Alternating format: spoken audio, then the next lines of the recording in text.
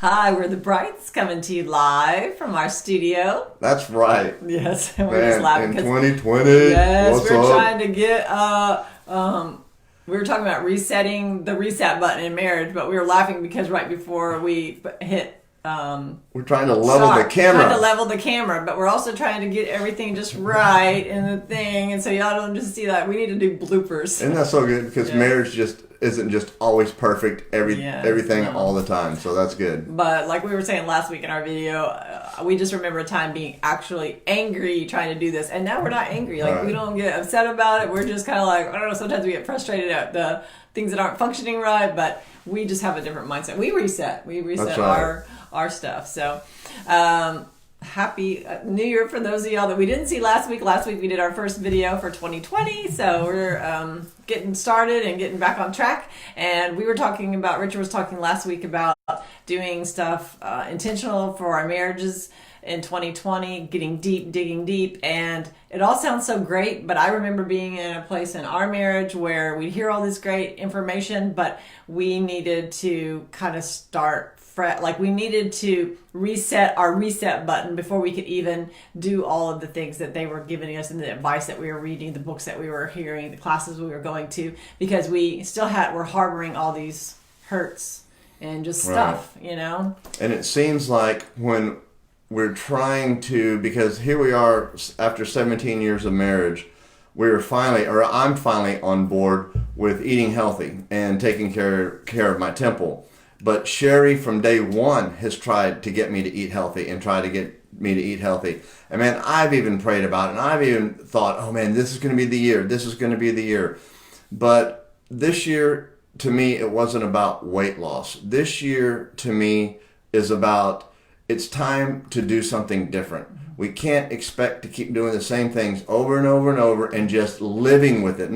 I'm so tired of hearing, oh, that's the definition of insanity. I'm tired of hearing that. I don't want to live the same thing over and over and over. It's time to do something about it.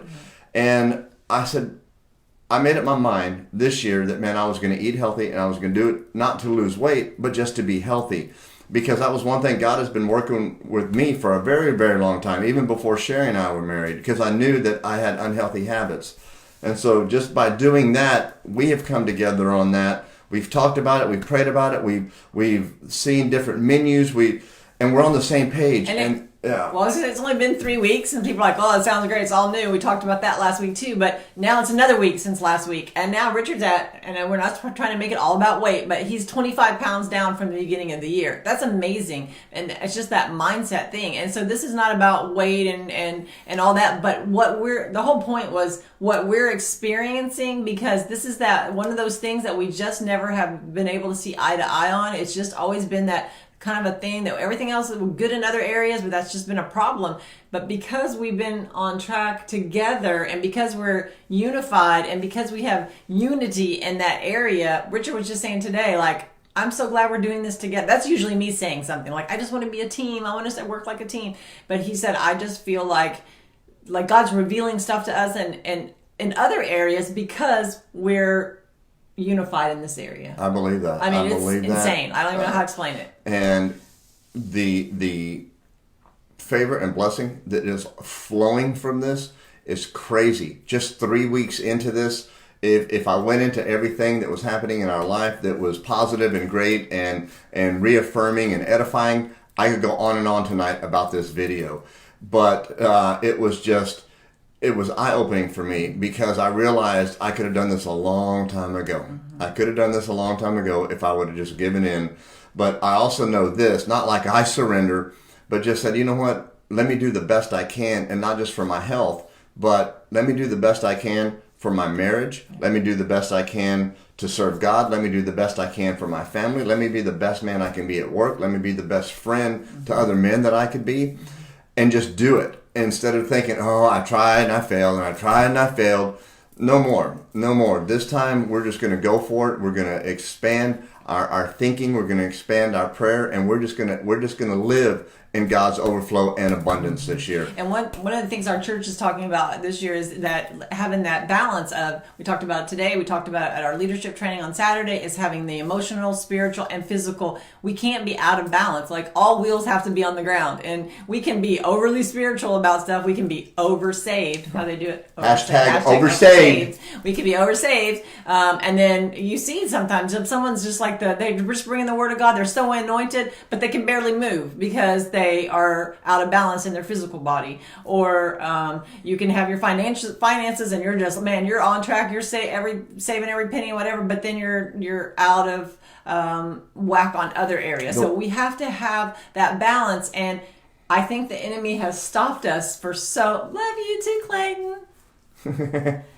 That didn't look like a heart. That looked like a square. You're like, she's doing a square, an upside down heart. Oh, but good try, baby. But good because try. we, whenever we started having that unity in all the different areas, then God, I think that we felt just in this last 3 weeks how there's things I think that we just discovered about ourselves and that have been held back. That like the enemy has not even let us get to it because we in our own flesh have just been fighting, like being on a stronghold on it. And God's just like waiting for us to get out of our own way. And as soon as we get out of our own way, like all of a sudden he's just revealing stuff like, this is actually pretty simple. We thought it was going to be this big sacrifice about eating right and all, but it's, when you're together doing it, we're just we're able to accomplish it and encourage each other. Yeah. It's just so different. But that's not what this whole video is about. It isn't. But I mean, I want you guys to understand that there was a time in our marriage that it wasn't like that. I mean, if somebody would have told us, and you could be sitting there watching this video right now going,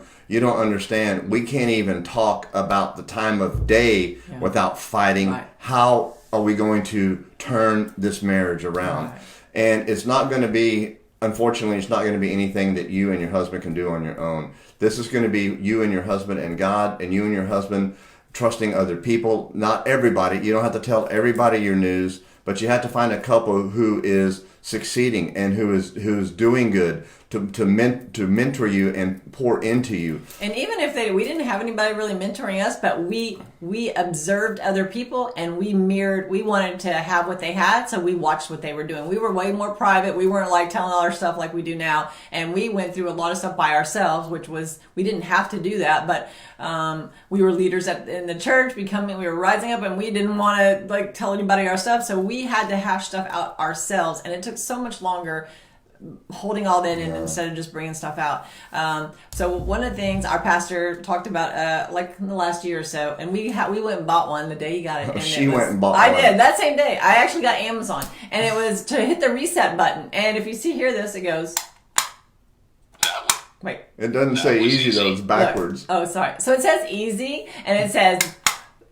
That was easy. That was easy. And so we had it for a while in our house, and we would just hit it whenever we needed to, like, I need to reset, like we were arguing about something or we couldn't come to terms on something. Now it's just in the drawer because we got better at it. But resetting our marriage for 2020, to be able to dig deep and learn all these things that we want to get into. And we were going to talk about grace tonight, but like, man, it's hard to have grace with each other if you're just, you don't even understand what grace is, or you haven't. Sometimes we just need to kind of have a new, fresh reset. And the definition of reset, like electronically, is to set it back to zero. So this is kind of like setting your marriage back to ground zero. Like, and it doesn't matter if you're newly married, been married long time, if you've had bad stuff in your marriage, you might be just trucking along really good in your marriage, but sometimes we still need to get a fresh... What? And I want to give you this word of encouragement, because the people that have, and take this, you're listening to two of them right now, the people that have the most jacked up marriage, who's the most serious in trouble, who think that there is no chance, turn out to be the couple that turns out to be more in love, more serving, more helping, and just on fire because they were doing it wrong the whole time. We had a friend of ours tell us yesterday that, and it was so profound.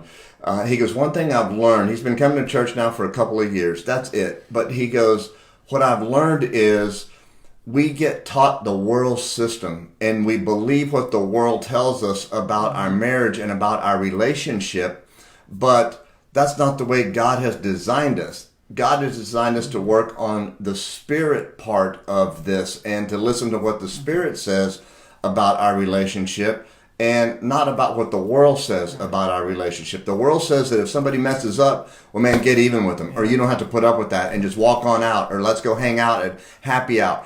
And I just thought it was just very profound because he was absolutely right, because we don't extend the forgiveness. We don't extend the grace. And so these are just the little things we can do right now. When somebody, if y'all are pinging and you can't just get on the same page, somebody has to give in and be able to listen. Somebody has to humble themselves. You know, it says that, man, when we humble ourselves, then honor will come. So that's a principle of the Bible, not a principle of Richard and Sherry. So when you come and say, you know what, I'm sorry that we have been at each other in the last year or week or whatever, and just apologize and humble yourself and say, let's just talk, let's be friends again, and just have a place. Let's hit the reset button and let's do this. And I remember us listening to people like us at that time, and they would talk about what in the world, that's the way the world does it, and then and we were like, what are they talking about? Like a bunch of crazy. Aren't we in the world? Yeah, and so we apologize if we forget sometimes and we talk in Christianese,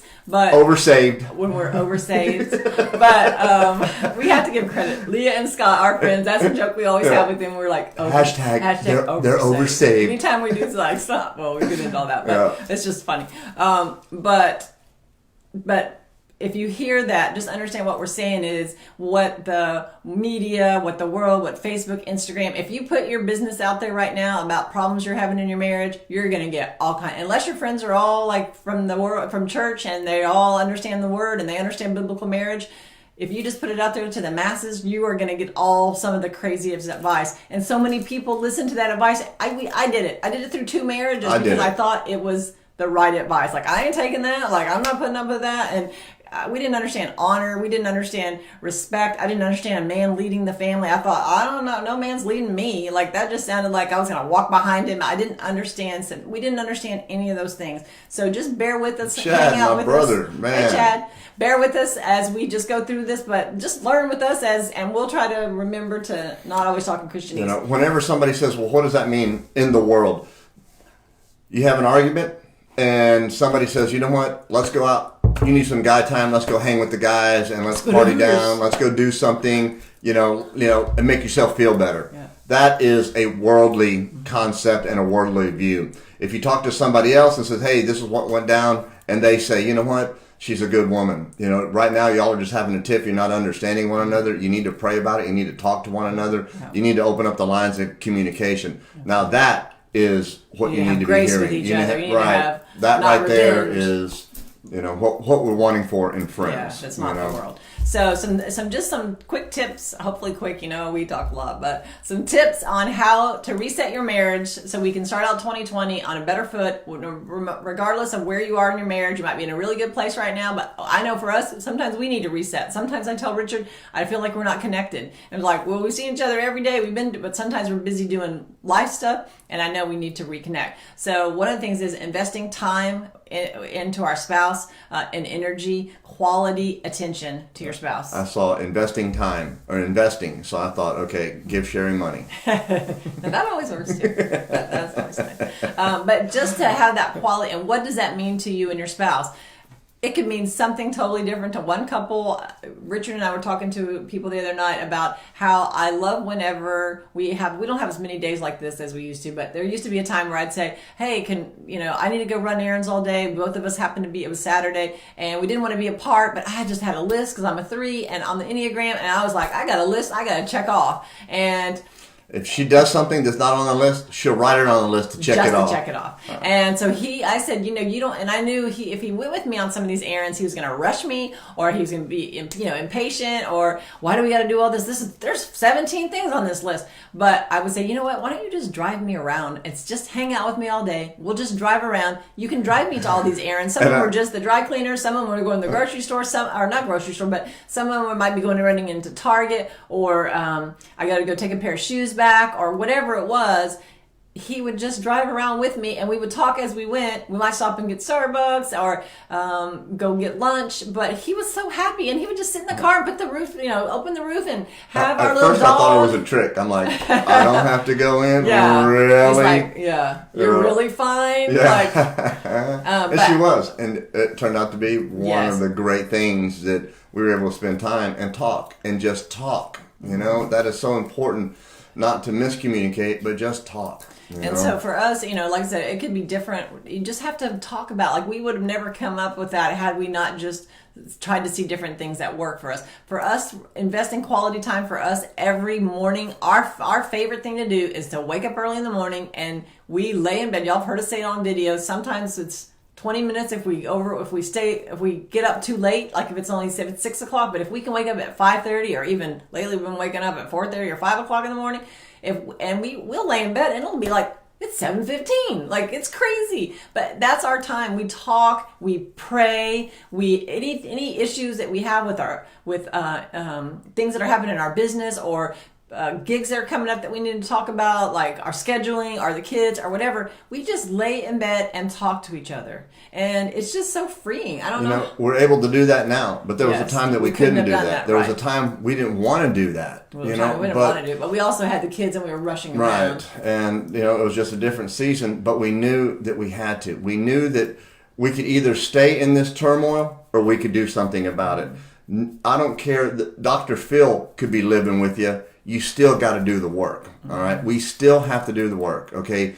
I can't win the trophy for me and her. We're both in the race. She's participating. I'm participating. And we're doing this together. It has to be a together thing because marriage is about together. Yeah. And one of the reasons that we did switched over, and it happened by accident when Hurricane Harvey hit, like we said before, we were staying with some people at their house and we didn't have the freedom to just go and hang out in the kitchen and make coffee. So we had to talk quietly in our room in the morning. And now we've adopted that. It's been 2 years we've been doing it. And one of the reasons was because at night we would come home and Because walking around in your underwear at other people's house awkward. kind of freaks people out. we'd be like, Hey, good morning. We're just in here praying. Scratch. But in the evenings, for us, most of our marriage, it was harder to try to connect. Like, how was your day? Good. How's your day? Fine. And we were doing life together. We were side by side doing things, going to all the kids' games, doing all this stuff, but we weren't connecting, and that's where we got in trouble and things went south with us.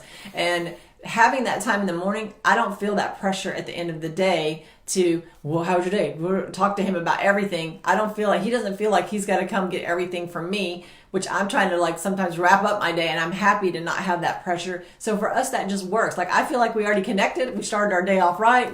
We have a vision, a goal. We prayed. We've talked about everything pretty much to the extreme, and we might touch base during the day a few times. We'll text each other. We might call if he's in traffic. But we don't have that pressure at the end of the evening to try to be like, oh, gosh, now we're tired after all this, and now I got to try to give him my leftovers, and he gives me his. Like, we give each other the first 10. The stuff that we're telling you worked great for us. It worked great. The communication, the opening up, the investing time together, spending quality time together.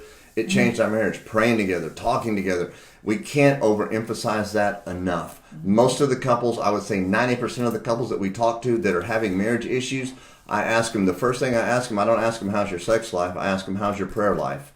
And usually, oh, well, I'll pray by myself, or we don't pray at all. We pray at dinner. When we first got married, we prayed, but we don't pray anymore because there's a vulnerability in prayer that when you're praying with one another, I mean, it brings the walls down because all of a sudden now we're using the Holy Spirit and we're talking spirit to spirit and not just human to human. And when we talk spirit to spirit, it just does something to our inner man, to our soul man. And when you hear your wife not complaining, but you hear the issues, man, you can't help but want to address these things. And we ask each other sometimes, and we're pretty in tune with, like, we know 90% of the time what the other one needs, like prayer. We're not like, well, what are you struggling with? Like, but there were times we'd say, how can I pray for you? And even now, he might be doing some work stuff where I don't know what's happening, or I've got all this stuff on my plate trying to fix the calendar with all our different schedules. And And he's like, how can I pray for you? What is it that, like, maybe I just haven't shared them all the little details. So, man, this is coming up and I'm trying to figure out how to balance this or that. And we can pray about that. So ask your spouse, how can I pray for you?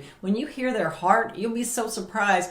If you don't know what to pray about, you're like, I don't know how to pray. What are you in strife about? What are you arguing about? What is it that you just can't get past or come see eye to eye on, or that you just haven't had unity in? There's your prayer list. Those are the things to pray about. Pray about your children. If you're in a great season, right now we're in a good season. There's not that many bad things that we need to pray, like things that are in trouble that we need to pray about.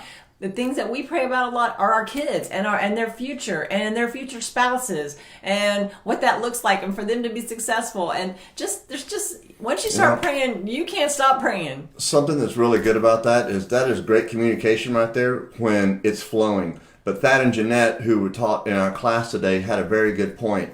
If you're having a bad day and it was rough, it was stressful, there was things that went wrong at work, and you're bringing it home, that it's okay to tell your spouse, don't keep it to yourself. And then your spouse goes, hey, do you want to snuggle up tonight, or let's go watch it? And you're like, hey, I don't have time, and blow up on them, and they don't understand. They think, oh, what did I do?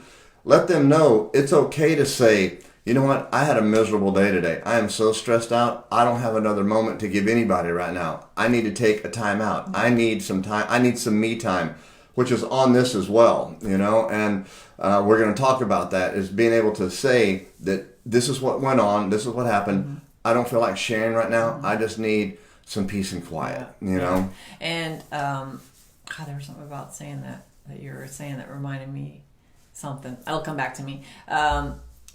Is that when you do come home and you have all this stuff, yes, maybe you need to talk about it, but don't spend your whole evening being negative. Sometimes people don't, like your spouse is in there going, oh my gosh, like again, and then the men, a lot of times the men are trying to fix it. I think of strong women, I would try to fix it too. For him, well, all you gotta do is do this, this, and this, and all that person needed was, I don't need you to fix it, I just need you to let me vent. But we need to be careful about how long we're venting and how we're venting, because we're praying for all these things, and when it sounds like, oh, well, I'm not negative, but yet you're just going on and on and on about something. You prayed something, but then everything coming out of your mouth negates everything that you just prayed about.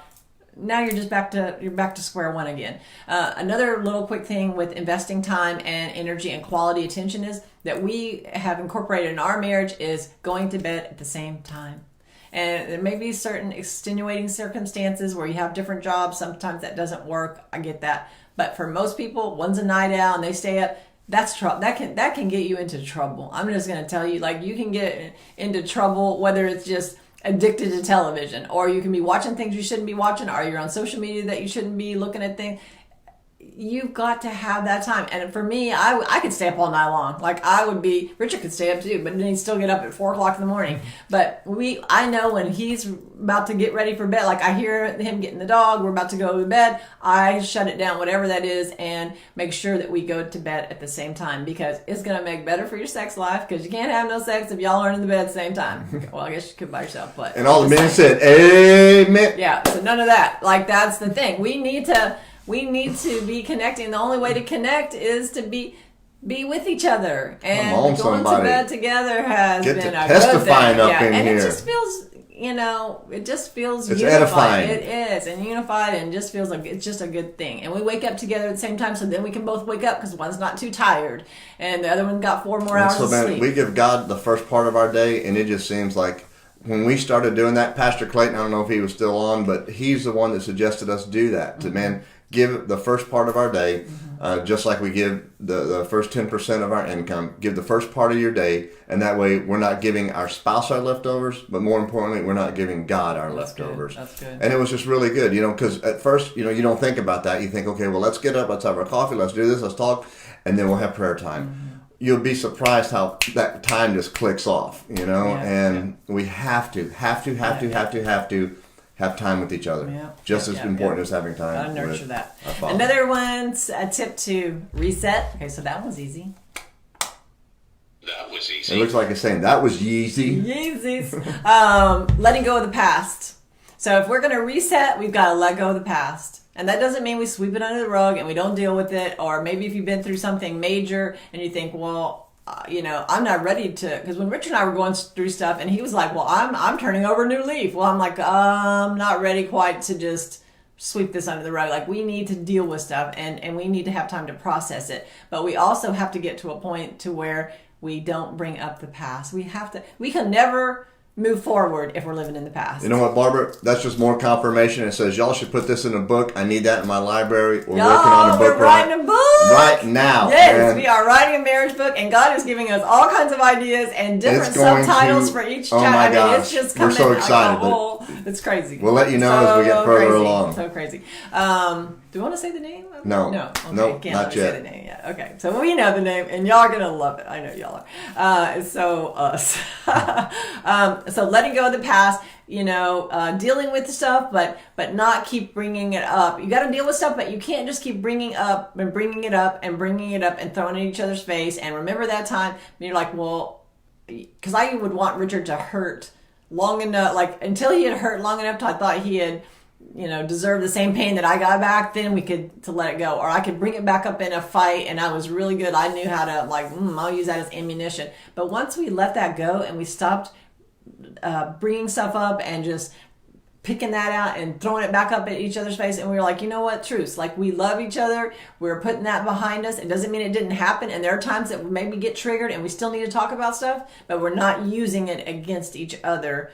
Because, well, if we live in the past, we're never going to see what God has for us in the future. And the devil would love to keep you stuck in your past and never see. Fighting about the same old things. Oh, we used to fight about the same things over and over and over and over.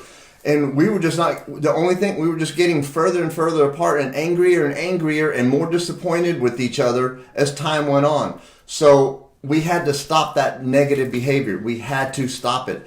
And how do we stop it? Man, we got away from well-meaning friends and got around friends that were different, that were for us. Dave and Ashley Willis say these 4 things. If they're not for you, for God, for your marriage, and for your spouse, that we do not take any advice from those people. And we don't mean it disrespectful, but man, we want to have these 4 things in line. And I thought that was just very powerful. And so we started a little at a time. Hey, let's communicate. You know what? Let's extend forgiveness. Let's have grace with each other.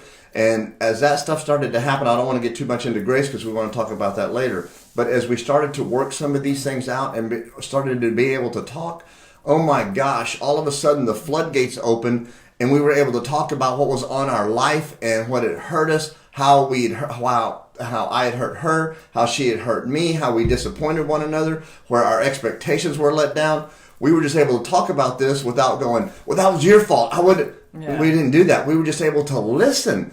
And it was just, oh my gosh. And then all of a sudden, we had a few days where we weren't arguing, and then a few more days, and then next thing you know, months go by. I can't tell you the last time we had an argument where voices were raised. I guess we were at Disney World because we were trying to find a mailbox. And I think it was probably like a 3-minute thing, but it was like, right. But that was, we haven't had get mad, like, we have tiffs, we have little things, sometimes it's just really quick, but we haven't had things that have happened that would cause us to go and to isolate ourselves for a long period of time. It used to be like, I'm not talking to him for a week, or I'm not talking to him for the rest of the night, or I'm going to go off this weekend, I'm going to let him know I'm mad, or I'm going to go buy a bunch of stuff so I can get back at him, or he would go places that married men don't go, and to get back at me.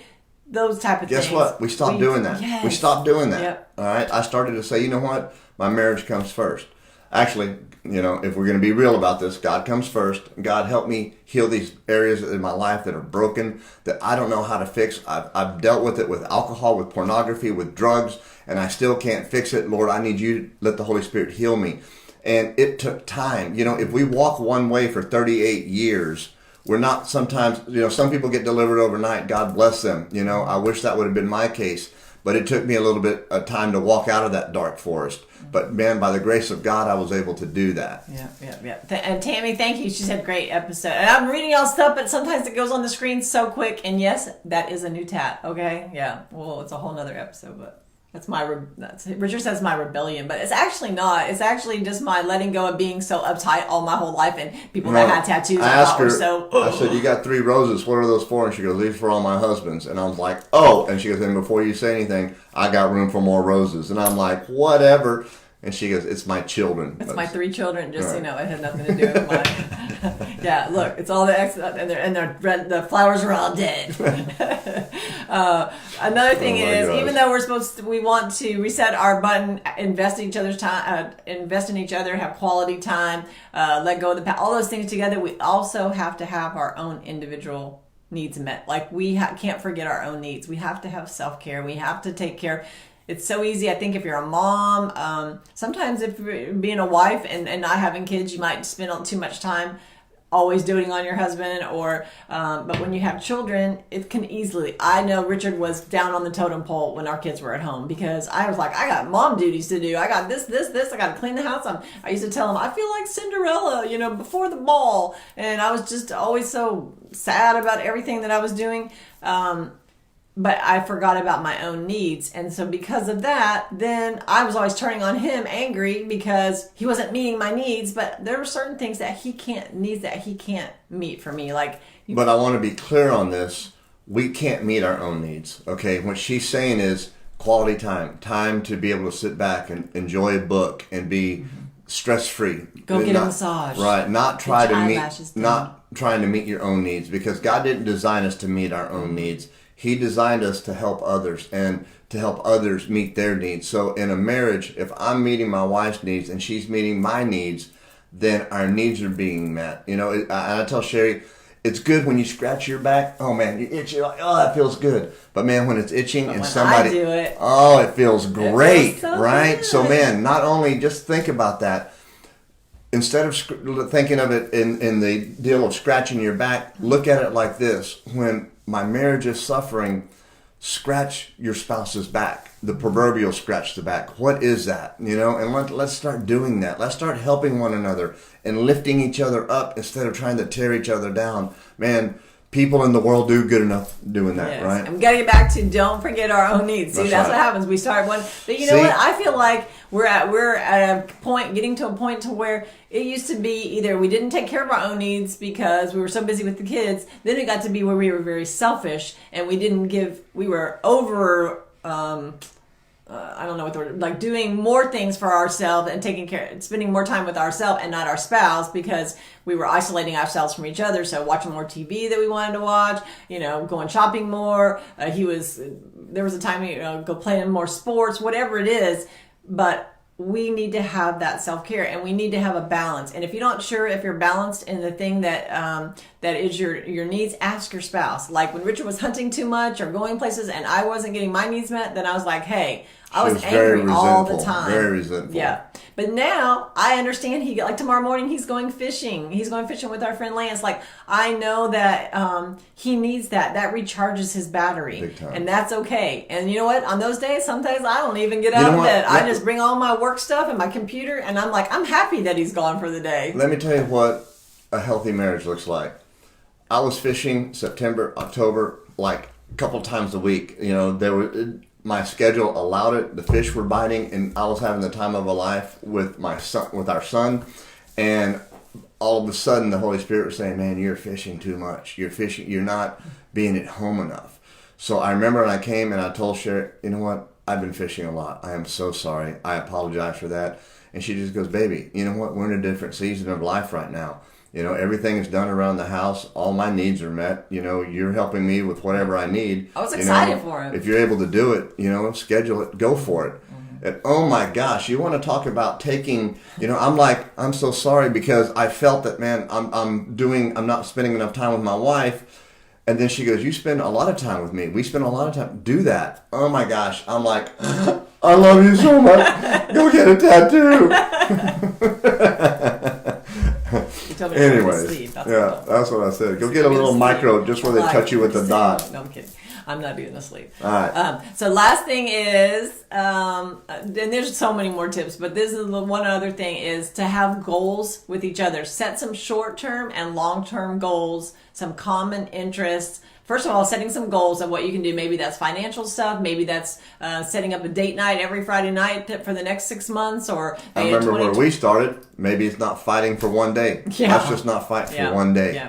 And we didn't talk about anything, but we didn't fight, and we made it through one day. And I thought, well, if we can do that, let's do it again. So that was a short-term, one-day goal. Yeah, You know, Barbara was just saying, we learned this at the leadership lab yesterday at church, but it was to manage the dashboard of your life, to look at all the gauges and see what's full, what's on empty. Look at your spouse, like make sure all those gauges are full and working and nobody's tank is empty. You might have a lot of gas, but then the oil's not been changed. you like, might have a lot of gas, but you're redlining. You're going Yeah. 90 to nothing, and you're going to burn yourself out. Yeah. Or you're 90 to nothing, and now you're on empty, and you're going to run out of gas. You're going to run out. So to manage the dashboard. Yeah, and so to reset to your marriage is to come up with some new goals, have some fresh things. We always have new goals. Like we just did a vision board, we did a vision box where it had things that we're believing for in 2020. Some are the things that are like time management, or more time with our kids, or saving money, or whatever it is that it's your thing. But we did a whole box with all this stuff on it: travel, different things that we want to do, goals that we are working towards. Some of them are short-term goals that we want to do, might even just be that week, and some of them are long-term, what we're looking for and believing for 2020. And having some common interests, I think, is a really good way to reset. For us, we didn't have a lot in common. He is a hunter, fisherman, all these things. I mean, when I met Richard, the first date, I told him a lot of stuff like, I love fishing, I love hiking, I love anything that ends with the ing.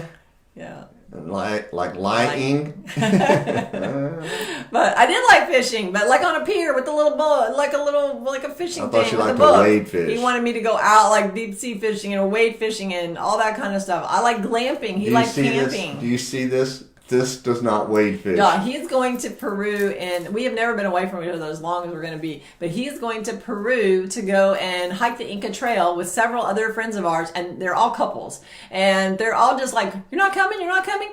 No, I'm not going anywhere where the world is my toilet. Like, I'm just not doing it. I don't know. It's gross. But we are at a place it's the seventh now. wonder of the world. Yes. She's going to have so much fun when I'm going. Yes. And you know what? I'm going to have a blast too, because I'm going to be in my element. Yes. And it is with a bunch of friends. Yeah. Good friends. I mean, friends that care about us. But there was a time I would have been so upset and so angry if he had wanted to do something like that. Like, I wanted him to go. I encouraged him to go. I'm happy that I don't have to go and he's not pressuring. And there was a time he would have shamed me because I didn't want to go. But we know that about each other. And I know that I would drive everybody else crazy complaining on that trip, because if I could not put my makeup on and do all that, it would drive me insane. Like, I couldn't shower for 4 days. No, not happening. Like, no. No showers. It's just cold. I saw the pictures. No. But we have enough common interests with each other. But what I was saying is we didn't have anything in common. Like, there are so many things. We didn't like the same music. He was outdoorsman. I'm indoor. Didn't like the same food. He didn't like every clothes that he used to wear. Everything, he looked like he wears cute clothes now. Cars. But he used to have clothes where it looked like everything was a Thanksgiving centerpiece. Like it looked like a Thanksgiving centerpiece on the back of all of his clothes, like either a turkey or a fish or whatever. So thank God we come together on that. But because we kept praying, and because we went to church together, we went to marriage classes, we kept going, we kept working on our marriage, God gave us new desires of our heart. He gave us new goals, new common things, such a new passion interests. and drive. And man, we want to share this with you guys. No more divorce, no more fighting. Man, let's work through this stuff. Let's do something different. Let's not accept run of the mill. Let's not accept below average. Let's not accept, our marriage just isn't strong enough. It might not be strong enough now, but you've got everything that you need to turn it around. Yeah. And somebody just has to be the first person to sit down, talk about hitting the reset button, putting things that maybe that you've been putting away for all this time. Like, maybe you just need to go, you know what, yes, all this stuff has happened, but let's reset, let's work through some stuff, but let's start fresh, and then I know y'all are going to be going like, that was easy. I love that thing. That was Yeezy. That would be Kanye. That was Yeezy. But it looks like it says Yeezy. Right? It looks like Yeezy. And then, oh my gosh. That was easy. That was Yeezy. Share our videos, please. Last week, I think we had the most people watch our videos. I think it was like 20. I promise you they're going to get shorter. 20. We're just getting Yeah, started no, right now. We have so much to say. Yes. So just listen to it. Maybe don't watch it. Just turn it on and listen to the sound while you're doing other stuff. But share it with people that you think can use it. We really do try to. Maybe we just need to come on here with one point. And we have been listening to, man, we've got so much so many people saying, hey, can we talk about this? Can we talk about this? Can y'all Yes. talk about this? Thank you Yes. for talking about this. Yep. Can we address this? So, man, we've got it all written down, and I promise you, we are going to talk about and those send things. it. Like somebody sent one talking about fear. I cannot wait to talk about that, about letting the fear hold us back in marriage, because we love talking marriage stuff, but we also want to talk Francisco. motivational stuff. Like we want you to be inspired in your life and to be excited, and just we just believe in y'all. Francisco, man, we love you, and Veronica, Yes. you guys are amazing. Talk about a story that you have. Oh my Yeah, gosh, he's so got an good. amazing testimony. How Yeah. he kicked one of the drugs that take you out, had a 99% chance of failure, but with God Yeah. and a loving wife, Now turned we his got life it. around. Yeah. Francisco, we're so proud of you guys. You've got a beautiful family. They had a new addition. Man, we love Won't he y'all. do it? Won't he do it? Won't he do Won't it? he do it? So please share our videos. We'll put them on YouTube also, and we would love to see our YouTube Thank you for the 2 people subscribers. who watch those. We get like 2,200 people watching it this week on Facebook, and like 5 people watch it on Hey, YouTube. if y'all 'cause know we don't how if to, if y'all know how to get it on YouTube and make it work, we don't let have us to get it know. on there. We just need to know how to promote it. So if Yeah. y'all can help, and y'all are in that area, and you're like just wanting to give, we'll take it. Just Yeah. let us know. We love you guys. We pray for you. Pray and for us. We'll see you guys next Sunday. We'll be in North Carolina, but we're going to try to do it on location. So. Not Sunday though. Oh no, next Sunday we'll be here. That's Yeah. right. We're leaving the next day after. So we'll see you guys next Sunday. Love y'all. Peace. Deuce.